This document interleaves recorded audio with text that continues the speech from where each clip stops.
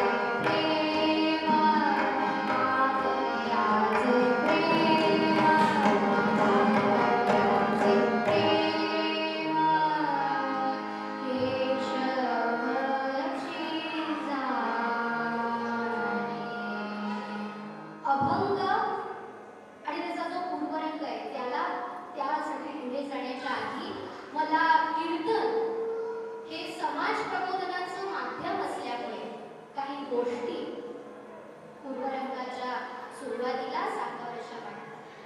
दसरा दिवाळी सण मोठा नाही आनंदात होता. या कोरोनामुळे आपले सगळेच उत्सव कसे चालले ते सांगायची मी गरज नाही, आपल्या सर्वांना ते माहिती आहे. तरी सुद्धा आपण सर्वजण योग्य प्रकारे काळजी घेत या महामाईच्या मंदिरामध्ये इथे जमलेलो आहोत. मला खरं तर आज खूपच चांगलं वाटतंय, कारण कीर्तन हा माझ्यासाठी एक नाजूक विषय आहे आणि आता वर्ष झालं म्हणायला हरकत नाही कीर्तन करण्याची संधी मिळाली नव्हती. आज खरंच माझ्यासाठी हा आनंदोत्सव आहे, कारण आज इथं या महामाईच्या प्रांगणामध्ये मला कीर्तन करण्याची संधी मिळाली. याआधी या प्रांगणामध्ये मी सूत्रनिवेदन वगैरे केलेलं आहे, पण कीर्तन एवढ्या जवळ असून मी इथेच राहते बोलले, एवढ्या जवळ असून कीर्तनाची संधी मला आज मिळाली. श्रोतेहो, आदि माया, महामाया, आदिशक्ती आणि तिची 9 रूपं इथं आपल्याला दिसत आहेत. नवदुर्गा, या नवदुर्गांचं पूजन आपण करतो. मग त्याचं माध्यम काही असू दे, काही जण भजन कीर्तन करतात आणि तिची आराधना करतात. भक्ती भावनेने मनोभावे तिची आराधना करतात. सध्याचा काळ असा चाललेला आहे, एक एक गोष्टी आपण वर्तमानपत्रामध्ये वाचतो. म्हणजे एक मुलगी म्हणून मनाला काही गोष्टी खातात, खरंच खातात. यत्र नार्यस्तु पूज्यते रमन्ते तत्र देवता. आपल्या या भारत देशामध्ये ज्या नारीची पूजा केली जाते, तिला देवी समान मानलं जातं, तिच्यावरती काय अत्याचार होत आहेत ते आपल्या सर्वांना माहिती आहे. मी काही वेगळं त्याच्यात सांगत नाही, कारण रोजच उठा बसता मग ते व्हॉट्सअप असू दे किंवा इंस्टाग्राम, फेसबुक, इतकंच नाही तर वृत्तपत्रामधून सुद्धा आपल्याला वाचायला मिळतं. नवरात्रोत्सवामध्ये आपण नवदुर्गेची पूजा करतो, पण खरंच ती पूजा त्या नवदुर्गेला, त्या आदिमायेला, त्या महामायेला पोचत असेल का? विचार करण्यासारखी गोष्ट आहे. आता जे नामदेव महाराजांचा मी जे अभंग घेतलेला आहे, त्यांचं चरित्र उत्तरार्धामध्ये मी आपल्याला सांगणार आहे. त्यामध्ये आपल्याला असं दिसून येईल की संस्कार हे सुद्धा तितकेच महत्वाचे आहे. मी असं नाही म्हणत की कुठलेही आई वडील आपल्या पाल्यावर चांगले संस्कार करत नाहीत, असं माझं अजिबात म्हणणं नाही. पण विकृती जी आपल्याला दिसून येते, कुठल्या आई वडिलांना असं वाटेल की आपला मुलगा किंवा आपली मुलगी वाया गेलेली कुठल्याच आई वडिलांना आवडणार नाही. पण त्यासाठी आपण आणखी काय करू शकतो? मी खरं तर लहान मोठी मोठा खास घेते, पण कीर्तनाच्या माध्यमातून हे सांगावंसं वाटतं. शिवाजी जन्मावा पण शेजारच्या घरात का? लढाई करायला जायचं नाहीये. निश्चितच शिवाजी महाराजांसारखी, छत्रपती शिवाजी महाराजांसारखी लढाई करायला आपल्याला जायचंच नाहीये, कारण ते काही जणांच्या रक्तात असतं, काही जणांच्या नसतं. पण त्यांचे जे बाकीचे गुण आहेत, स्त्रियांचा सन्मान, सर्वांना ते माते समान मानायचे, सर्व स्त्रियांना माता भगिनी समान ते मानायचे. हे संस्कार जे जिजाऊंनी त्यांच्यावरती केले, अशा जिजाऊ आहेत, अजूनही आपल्याला अजूनही अशा जिजाऊ आहेत जे आपल्या मुलावर, आपल्या मुलीवर चांगले संस्कार करतात आणि त्यांच्याविषयी खरंच आदर वाटतो. तर असे संस्कार आपल्या मुलांच्या मध्ये जर दिसले तर नक्कीच कुठेतरी हे सगळं कमी होईल आणि कमी होत होत निघून जाईल. आता इथे बऱ्याचशा मुलीही आहेत, सर्व स्त्रिया आहेत. आपल्यालाच ह्या नवदुर्गांचं रूप घ्यावं लागणार आहे.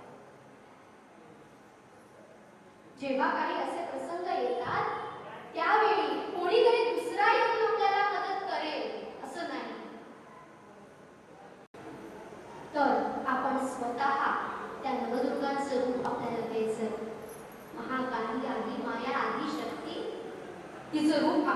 ठेवून आपल्याला पुढे जगायचंय. आपण कसं वागायचं, आपलं वागणं बोलणं चालणं कसं असलं पाहिजे हे आपण ठरवलं पाहिजे.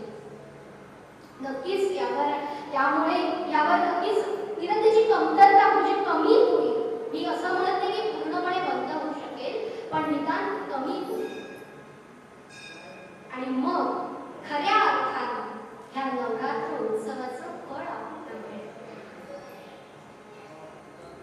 कोरोना नामक दैत्यासुराचा वध करण्यासाठी ती नक्कीच अवतार घेणार आहे आणि चाललेलंही आहे. बऱ्याच ठिकाणी कमी कमी संख्या रुग्णांची मिळतीये. त्याचं कारण म्हणजे की आपणही तेवढं पाळतो आणि पाळलं पाहिजे. हा कोरोना जो आहे ना, हा दैत्य हा काही गरीब श्रीमंत मध्यमवर्गीय असं बघून होत नाहीये, तर तो प्रत्येकालाच होतो.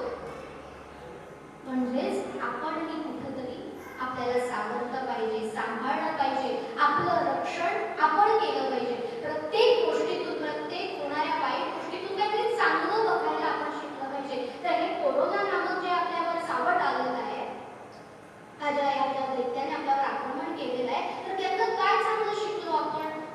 आपली जी भारतीय संस्कृती परंपरा जी आहे, म्हणजे घरात आल्यानंतर पटकन जाऊन आपल्या पलंगावर झोपायचं नाही, तर आधी हातपाय धुवायचे किंवा आंघोळ करायची बाहेरून आल्यानंतर.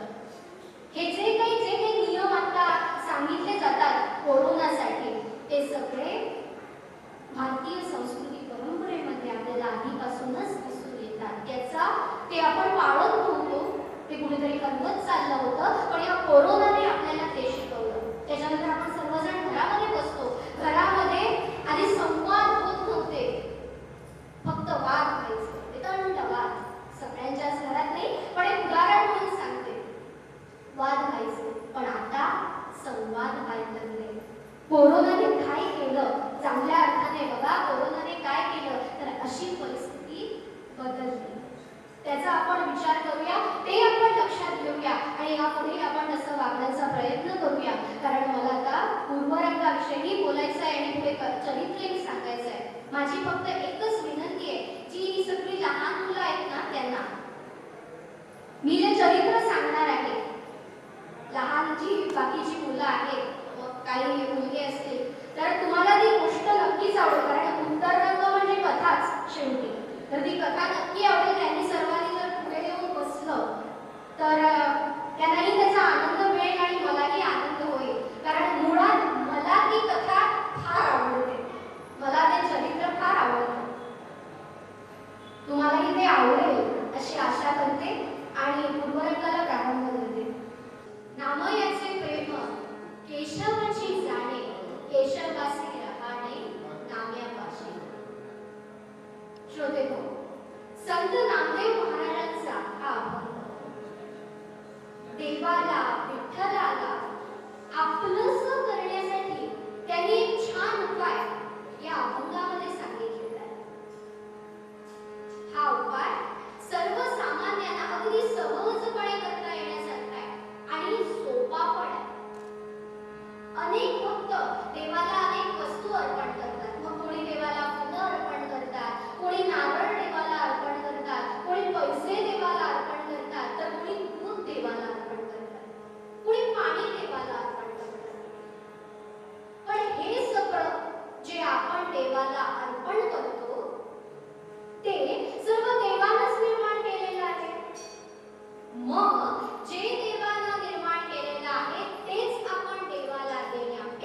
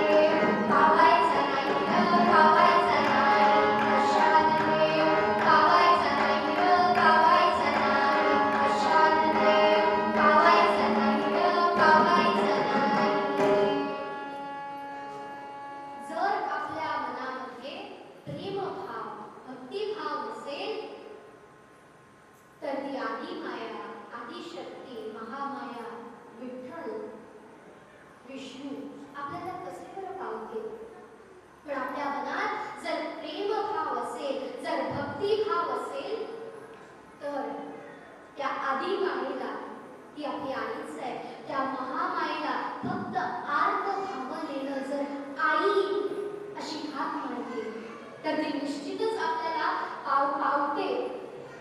तोच पावती तिची असतेच. काही ना काही ना कुठल्या तरी रूपात आपल्याला ते मिळतंच. असं नाही की प्रत्यक्ष येऊन तीच देते. म्हणजे तेच तिचं रूप, हातात सगळं तिची अस्त्रशस्त्र असली असं महाकाली महालक्ष्मी ते रूप घेऊन येईल असंच नाही. पण कुठल्या ना कुठल्या तरी रूपामध्ये येऊन ती आपल्याला मदत करत असते आणि त्याची पोचपावती आपल्याला मिळते. आईच आहे होती, कशाला ती असं करेल? ऐकणार नाही का मुलाचं? उद्या सकाळी आपलं बाळ कुठे धडपडलं, त्याला काहीतरी खरचटलं आणि त्यानं जर आई अशी हाक मारली, ती स्वयंपाकघराचं काही तिथं दूध वगैरे म्हणून ती थांबलेली असेल गॅसकडे, तर ती पळत आधी त्याच्याकडे येईल आपल्या बाळाकडे. का? कारण त्यानं आई अशी हाक मारली. आणि ते जर आपण आधी माया महामाया तिच्यासोबत केलं, जे काही आपल्यावरती संकट असेल त्याचं निवारण हवं यासाठी जर तिला आई अशी हाक मारली, हा फक्त एकच की प्रेम भाव हा मनामध्ये असला पाहिजे. आणि त्यानंतर आपण तिला हाक मारली की ती नक्कीच आपल्याला पावेल. आणि त्याच्यासाठी आपल्याला वेगळा भावही द्यावा लागत नाही, म्हणजे काही किंमतही मोजावी लागत नाही. नाहीतर हल्ली कसं झालंय की आपण काहीतरी देतो आणि मग आपल्याला काय ते मिळतं. पण देव तसं नाहीये. आधी माया महामाया तशी नाहीये. श्रोते हो, हे सांगत असताना इथे एक दृष्टांत आपल्याला देते आणि मग पुढे जाते.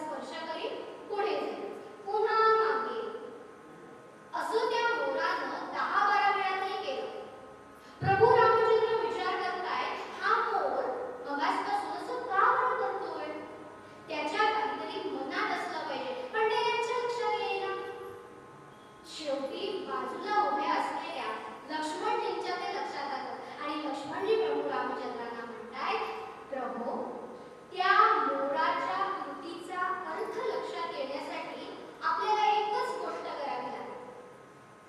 तो जसा तुमच्या पायाला स्पर्श करून जाऊ लागला की आपण त्याच्या पाठोपाठ जाऊया, बघूया तरी तो मोर काय करतो ते. ठीक आहे लक्ष्मण. एवढं म्हणून ज्यावेळी पुन्हा एकदा तो मोर प्रभू रामचंद्रांच्या पायाला आपल्या चोचीचा स्पर्श करून जाऊ लागला, त्याबरोबर प्रभू रामचंद्र सीतामाई लक्ष्मणाला बरोबर घेऊन त्या मोराच्या पाठोपाठ जाऊ लागले. काही अंतर चालून आल्यावर तो मोर त्यांना एका सुंदर सरोवराच्या काठावरती घेऊन आला.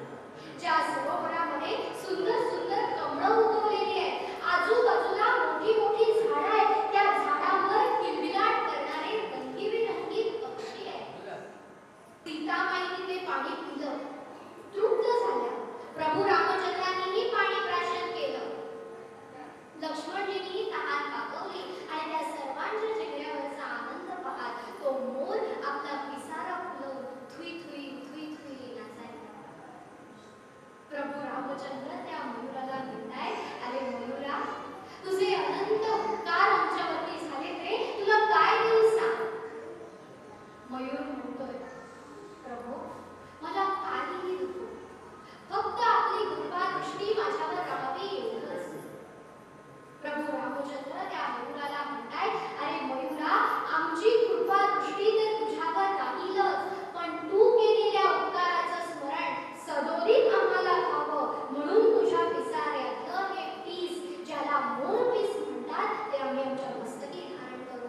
आणि श्रोते हो, प्रभू रामचंद्रांनी गोपाळ कृष्णाच्या जन्मामध्ये त्या मयुराची आठवण म्हणून आपल्या मस्तकावर मोराचं पीस धारण केलं. काय केलं त्या मयुराने?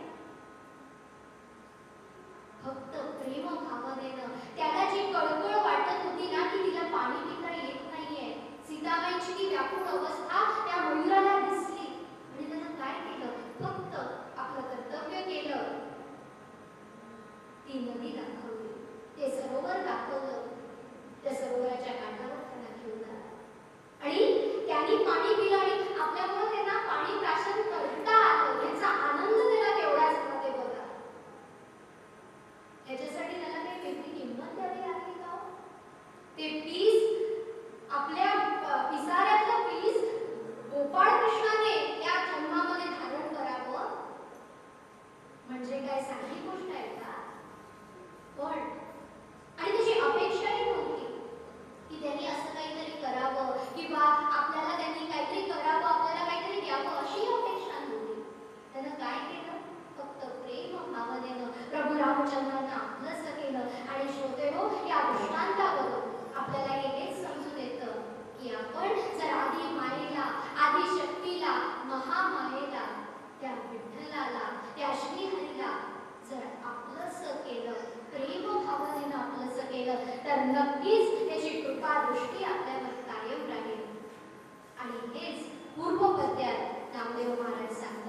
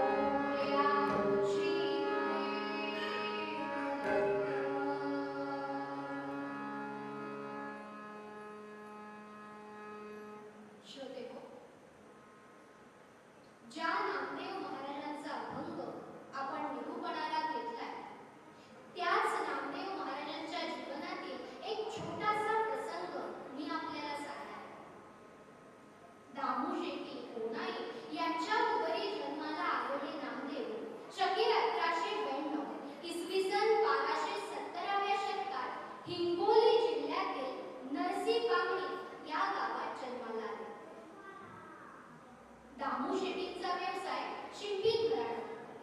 गावातच विठ्ठलाचं मंदिर आणि या विठ्ठलाची दामू शेट्टी दररोज पूजा अर्चा करायचे. चालता फिरता यायला लागल्याबरोबर नामदेवही वडिलांचा हात धरून पूजा पाहायला जायचा. विठ्ठल विठ्ठल विठ्ठल अशा नामघोषात रमून जायचा. हळूहळू विठ्ठलाच्या भजनाची गोडी त्यालाही लागली. अहो, नामदेव महाराज ज्यावेळी अभंग गायचे, कीर्तन करायचे, त्यावेळी एकेका ते पुढे अभंग गातच नव्हते. त्यांच्यावर जनाबाईंनी केलेला तसा अभंगच आहे. नामदेव कीर्तन करे पुढे नाच पांडुरंगा.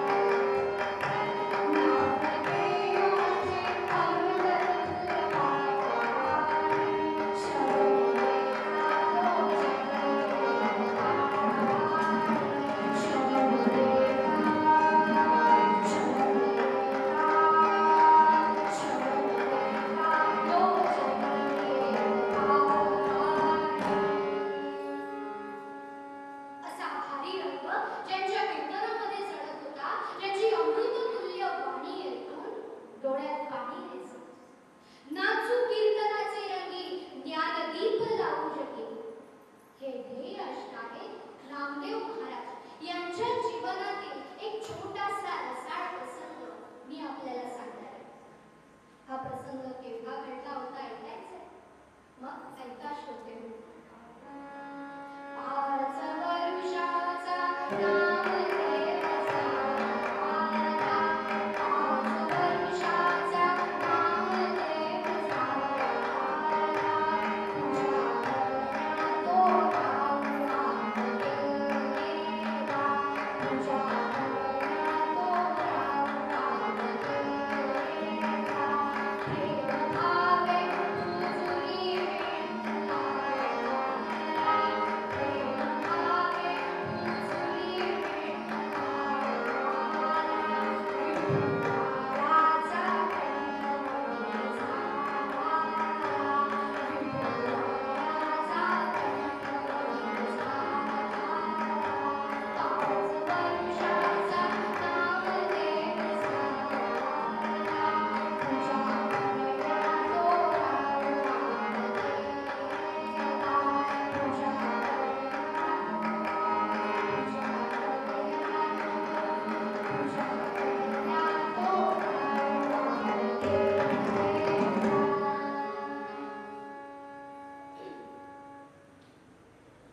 नामदेव महाराज 5 वर्षांचे होते.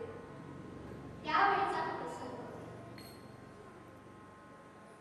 नामदेवांचे बाबा दामू शेट्टी हे आपल्या व्यापाराच्या निमित्तानं 4 दिवस गावाकडे निघाले होते.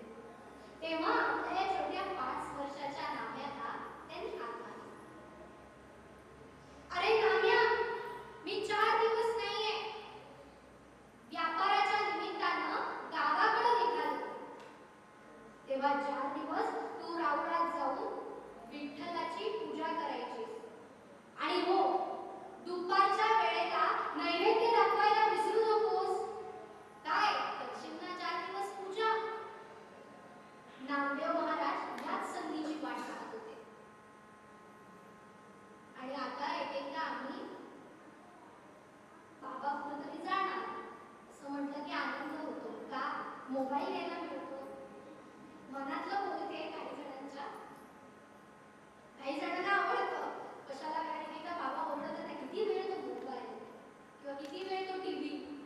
ते बाहेर जरा निघाले की आपल्याला जरा आनंद की नाही तेवढाच वेळ तरी मोबाईल घेता येईल, ही संधी मिळते. पण नामदेव महाराज कसे नव्हते. नामदेव महाराज कुठल्या संधीची वाट पाहत होते?